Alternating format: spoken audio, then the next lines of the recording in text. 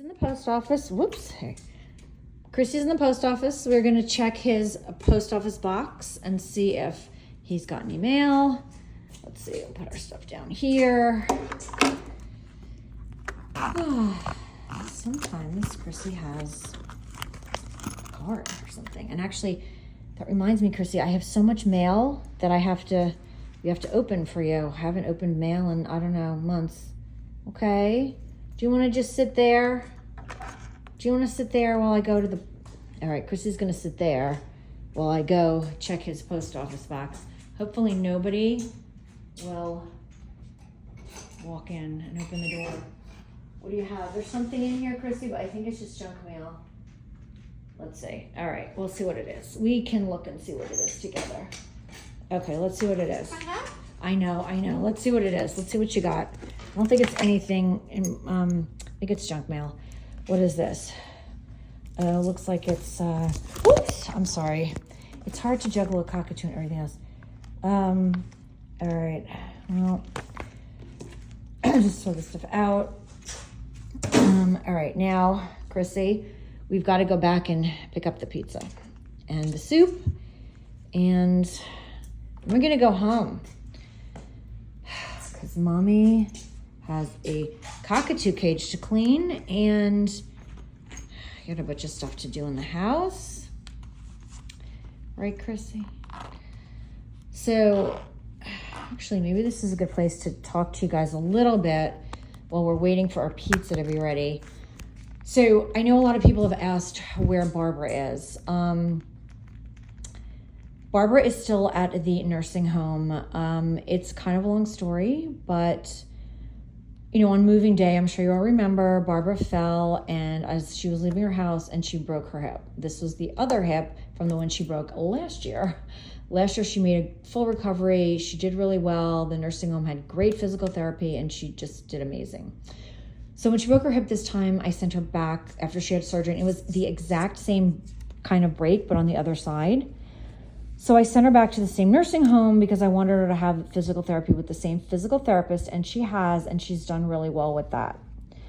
Unfortunately, after her surgery, she also developed something called edema, and which is like basically swelling of fluid it's in her, like from her waist down. So I don't know if it's different for different people, although I think usually it is in your like legs and your feet and ankles. And she's had this before. The way that we deal with it is we just have her put her feet up. You have to elevate your feet above your heart. And we have her do that, a couple nights while she's sleeping. We have a wedge to put under her mattress, and it goes back to normal. Some people take water pills, but she hasn't needed that, luckily. And we've had, sometimes it's a sign there's a heart issue, but she had tests and it doesn't seem to be that. So anyway, she entered, allegedly, according to the nursing home, she entered into the nursing home with the edema, which is possible. She was sitting in bed, she'd broken her hip, and she was in the hospital. So certainly reasonable that happened. But what was not reasonable was that when she got to the nursing home, they didn't do anything about it.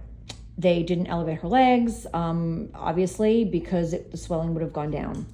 And they obviously didn't give her a water pill. So because of that, she ended up with 50 pounds of fluid in her lower body. You can imagine what it's like to try to move with 50 pounds, extra pounds on your lower body. That isn't part of your body, really. Like it's not like she gained the weight slowly. It just, it's like having 50 pounds of weights on you, dragging you down.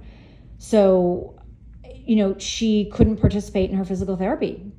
And so instead of them all realizing that something had to be done about the swelling, they just sent a report to Medicare that she wouldn't cooperate with her physical therapy. So Medicare cut her off.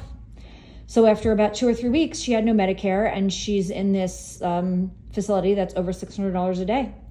And now Medicare is, the facility is trying to shake me down for the money, and Barbara can't pay that, and it was their fault.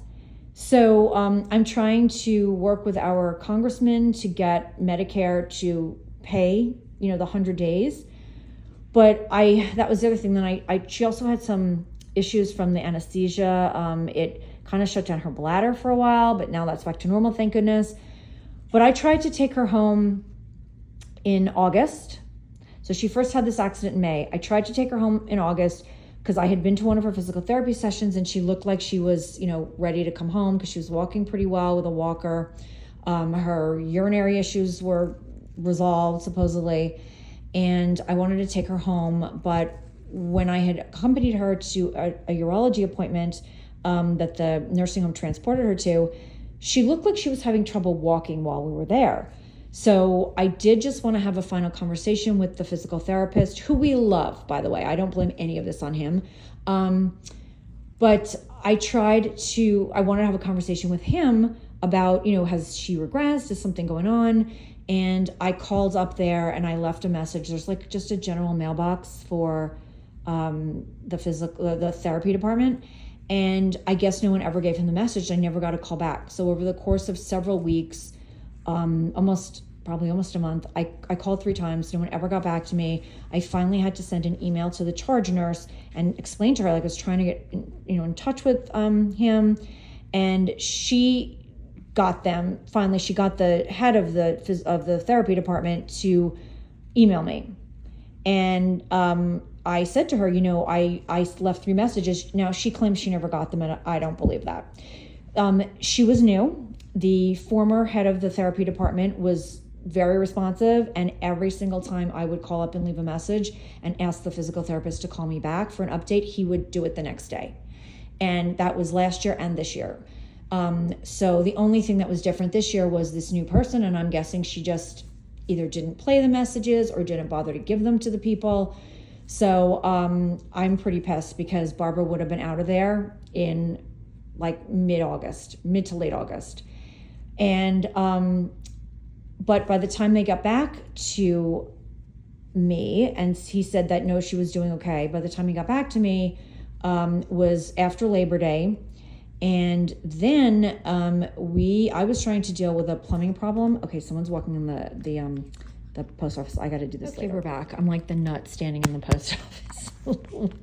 Thank God it's Sunday. Anyway, it's funny, Chrissy, when mommy looks like a lunatic. Yeah. So anyway, and this is going to be another video, but there's been an ongoing serious plumbing issue in Barbara's new condo that we did not know about until the day that I moved in there to help her, because, she didn't move in. She had to go right to the hospital because she broke her hip. And the second day that I was in there, like unpacking, the plumbing stopped working. And it turned out it's a huge problem. So skipping back to what I was saying about, my mother should have been ready to come home. By the time they got back to me in September, the sewer company was supposed to be coming like imminently to fix some pipes outside. And I thought it would be better to just leave her there for another maybe week till that was fixed, because obviously when they were fixing the pipes, we can't use the toilets. And that's really hard for someone with Alzheimer's to like understand. So I could stay in there for 5 hours, without being able to flush the toilets, but I didn't want to take the chance that she was going to do that. So unfortunately, the sewer company, they canceled 3 appointments on me, and it took them like a month to come and fix the problem. I should say their part of the problem. There's still a part inside, but they fixed the outside. And so at that point, we were in October, and I was just about to take Barbara home, and then I got a notification from the nursing home that she had contracted COVID. Now, Barbara's been in a private room. How did she get COVID? Everybody who goes in her room is supposed to have a mask on. She's not really participating in activities. I'm the only one who really goes to visit her, and I don't have COVID. I've never had COVID. And I actually, because of the plumbing stuff, I hadn't been there the week before, so I hadn't even been near her to give her anything, nor had I been there for her to expose me to something. So that, which was lucky that I didn't get it from her, because when I'm alone with her in the room, we do take our masks off, but when it's just the two of us. But they screen, that's the other thing. Everyone who's supposed to go in there gets screened. who walks into the nursing home. So they take our temperature. So it's really outrageous to me that they had a COVID outbreak. And it was a whole outbreak because they had like a whole ward of people with COVID. There wasn't even enough room to put my mother in the ward. She just had to stay in isolation in her room. So I couldn't go visit her for that whole time. That was 10 days. And then once she was out of COVID quarantine, I was, again, just about to take her home. I walked into her bedroom in the condo to get it ready for her. I mean, it was basically ready, but I just wanted to, put clean sheets on the bed and, just do a few little things in there. And I looked up at the ceiling and I saw a 6-foot long water stain on the ceiling and a huge crack that hadn't been there the day before. So now it turns out there's a huge problem in her room. We assume, I had a contractor in, we assume what caused it was a leaky roof or siding. I had an environmental company come and test the air in there because obviously I was worried about mold.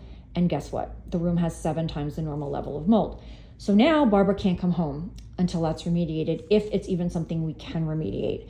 If it's an issue of tearing the whole condo apart, we're not doing it. But the sellers knew about it. They're disgusting people. They knew about it and they just covered it up with a coat of paint. And that's the thing was, it was dry, so it's not a new stain. So they obviously just painted over it. They didn't seal it properly, and the stain came through. That's what was explained to me by people who are in contracting. And although, thank God, I guess in a sense that we now know there's mold up there, but it's just horrible. They must have known and never did anything about this leak that they had. And even though it doesn't appear to be leaking in the bedroom anymore, it has to obviously be fixed. And then when the guy from the environmental company came to take the samples, he looked up and he's like, it's a popcorn ceiling. And he's like, some of these popcorn ceilings have asbestos. So now we have to test the air for asbestos. I can't believe this whole horrible situation. I don't know when Barbara's going to come home. I had a horrible, nasty conversation, them being nasty, with the nursing home, the business manager. She was evil. She was threatening to take Barbara's condo away from her if we didn't pay the bill. It's not Barbara's responsibility to pay the bill when they didn't do what they were supposed to. Barbara should have been home. Barbara's Medicare should have paid for 100 days, and she should have been home before the 100 days. They're negligent. So I've now had to hire a lawyer. This is just a complete mess, which, we didn't really need because of everything else going on. It's hard enough just to take care of somebody with Alzheimer's, and we didn't need this. So when we disappear for a week or 5 days and don't post, you guys know what's going on. It's just all of this stuff. And I'm going to make another video about the condo. Oh, and I want to, Sweetie, the Cockatiel. So Sweetie's at that place. This is the place where Sweetie is. A lot of you have asked me about Sweetie. Periodically when I go to see my mom, I go check on Sweetie. He's, I haven't been since before she was in COVID lockdown, but, his about the same. I do want to try and get him out.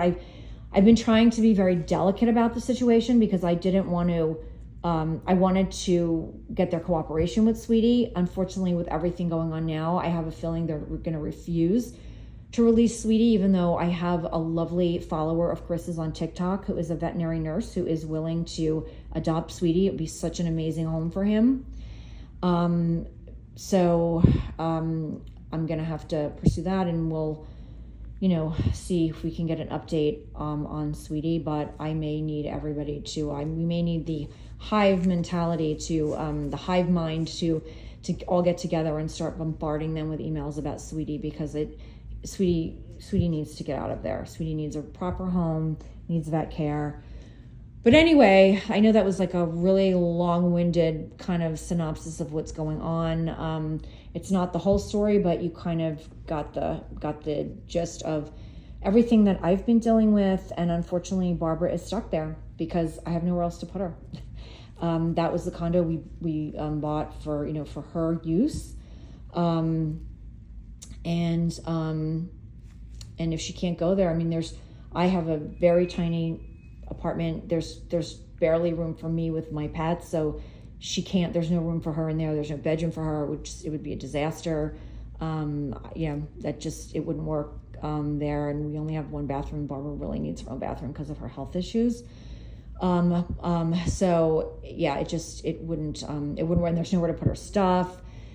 So, she needs a condo or a small house or something we need with a couple of rooms. So she can have her bedroom, I can have a bedroom while I'm helping her. And, Chris kind of needs a place to go. And then I've got the cats. So this is a very small little condo, but, it should have been enough, for our needs. And it was a huge, it was a huge downsize. Barbara was in a house she'd been in for a long time from when my dad was alive with her. And, he was working and was able to afford more. And unfortunately, she was at the point where she couldn't live there alone, certainly couldn't take care of the house, and it was much too expensive. She couldn't afford it anymore. So downsizing her, was the responsible choice, and it hasn't worked out at all. And that's it. So anyway, all right, now we're gonna go get our pizza, and we'll maybe end this video with Chrissy eating his pizza. But we still have a lot of unboxing to do. Maybe we'll do that later. Okay.